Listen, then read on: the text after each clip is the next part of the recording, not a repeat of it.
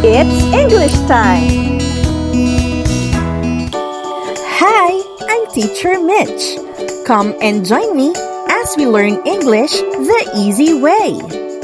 Subscribe to my channel and hit the notification bell to keep updated with my latest uploads. Please also share and hit the like button if you appreciate my videos. Thank you! Hi there! We are now on week 7 ng ating English 7 Matatag lessons. Isa na lang at matatapos na rin natin ang quarter 1. Kaya naman, wag na nating patagalin pa. Mag-start na tayo! Our target learning competency for this video is analyze literary text as expressions of individual or communal values within structural context. And here is the content of our discussion. Analyzing literary text, specifically poem. Like what I've mentioned, this video will focus more on the application of all the topics we previously discussed about poetry, particularly yung mga elements like figures of speech, poetic style, sound patterns, choice of words, imagery, and others. Kung medyo nakalimutan mo na, go ahead and watch our previous videos para ma-review ka. To begin our discussion, I want you to read this poem aloud, then identify its rhyme scheme. Again, when we say rhyme scheme, ito yung patterns na nabubuo dahil sa magkakasing tunog na words sa hulihan ng bawat line ng tula. For example, AABB, ABAB, ABCB, at iba pa. Now, let's read this poem. Words by Angela Manalang Gloria. I never meant the words I said, so trouble not your honest head, and never mean the words I write, but come and kiss me now good night. The words I said break with the thunder of billows surging into spray. Unfathomed depths withhold the wonder of all the words I never say. For your task, you have to underline the rhyming words in each stanza and put labels to determine its rhyme patterns or rhyme scheme. The first stanza of this poem has AABB pattern dahil magka-rhyme ang mga salitang said, head, at write, good night. Doon naman sa second stanza, ang rhyme pattern ay CD-CD dahil magka-rhyme ang words na thunder, wonder, at spray, say. Now, your next task is about the images in the poem. Question: what can be imagined in these lines? The words I said break with the thunder of billows surging into spray. You can express your answer through words or drawing. Here is a sample image illustrated by these lines of the poem. Next is poetic styles and themes. As a recap, poetic style refers to the way a poem is written, including its form, structure, language, and techniques. While poetic theme is the underlying message, subject, or central idea explored in a poem. Below are quoted text from articles written about Angela Manalang Gloria and her poetry that will give you idea about her poetic style and themes. She is essentially a lyric poet voicing her moods and desires in musical singing stanzas. She finds standard rhyme and rhythm adequate to her needs. She had found that life is not all love, that love is not the only way to one's goal. She realized that this world is circumference with lucre within a coin of brass. Angela Manalang Gloria's poetry shows a good understanding of English poetics. She has poems that follow the fixed poetic form of the sonnet. Her poetry also illustrates a knowledge of techniques in English rhyme, especially of rhyme schemes. From elementary to secondary schooling, the young Angela Manalang lived in a world of dolls, books, and piano. In college, her literary life flourished.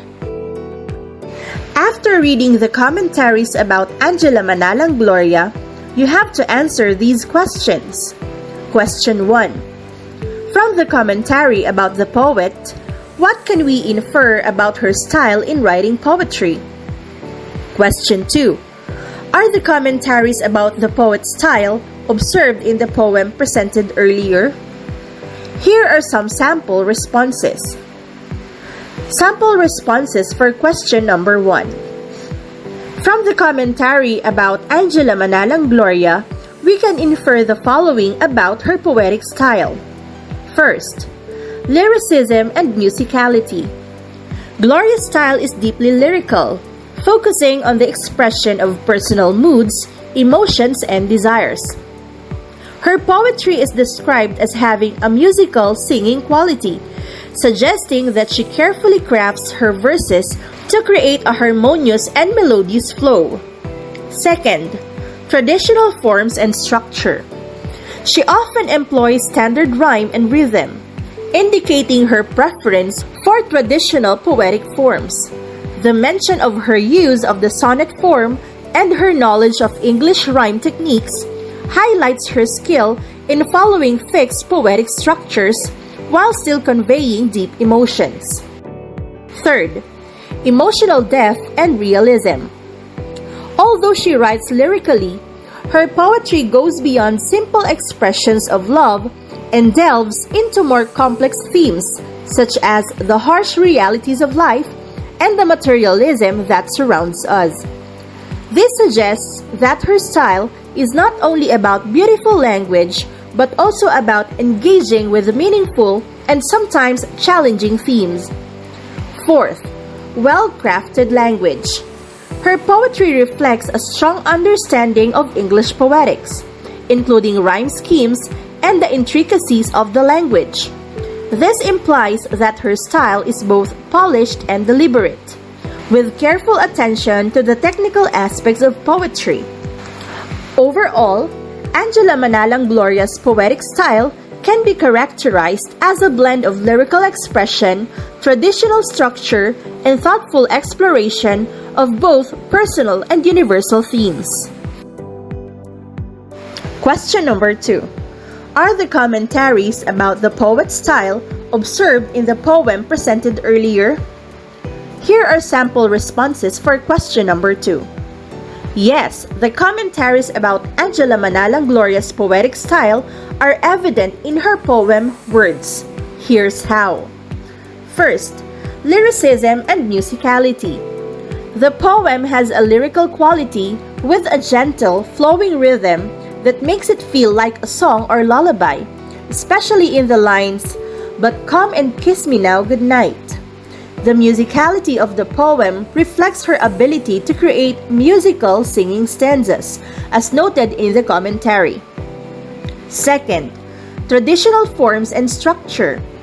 The poem follows a structured rhyme scheme, AABB in the first stanza and CDCD in the second, which aligns with the observation that she uses standard rhyme and rhythm. This shows her adherence to traditional poetic forms as mentioned in the commentary. Third, emotional depth and realism. While the poem might initially seem light, there is a deeper emotional undercurrent, particularly in the last two lines. Unfathomed depths withhold the wonder of all the words I never say. These lines suggest that there are emotions and thoughts that go unspoken, hinting at a more complex and realistic understanding of communication and human interaction. This ties into the commentary that her work explores themes beyond love and delves into the complexities of life. Fourth, well-crafted language. The poem is concise and carefully crafted, with each word contributing to the overall meaning and mood. The imagery of billows surging into spray and unfathomed depths showcases her skill in using language to evoke vivid, meaningful images, reflecting her good understanding of English poetics.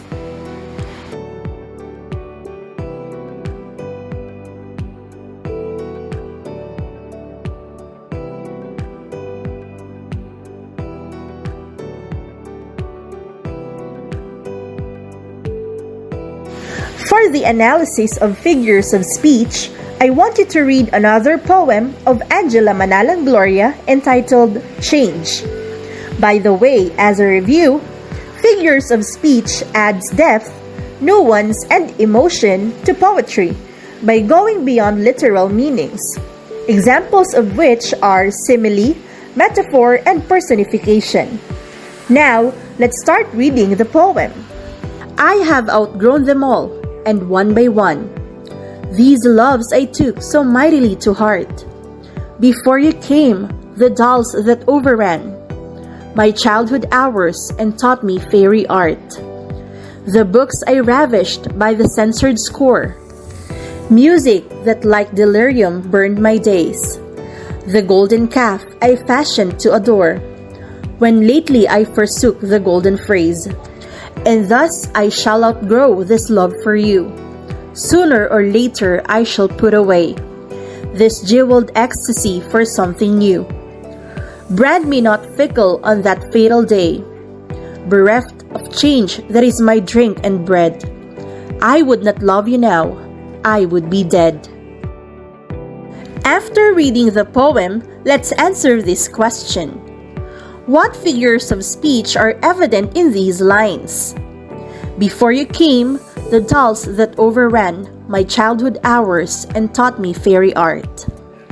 Music that like delirium burned my days, bereft of change that is my drink and bread. Meanwhile, here are the answers with brief explanations. For the line, before you came, the dolls that overran my childhood hours and taught me fairy art, is personification. The dolls are personified as if they had the ability to overrun the poet's childhood and taught her the art of fairy tales, attributing them with human-like actions. For the line, music that like delirium burned my days. This is a simile because it directly compares music to delirium using the word like, suggesting that the music was so intense it consumed or overwhelmed her days. For the line, bereft of change that is my drink and bread. This is a metaphor where change is compared to drink and bread, implying that change is essential for survival, just like food and drink. Thanks for watching!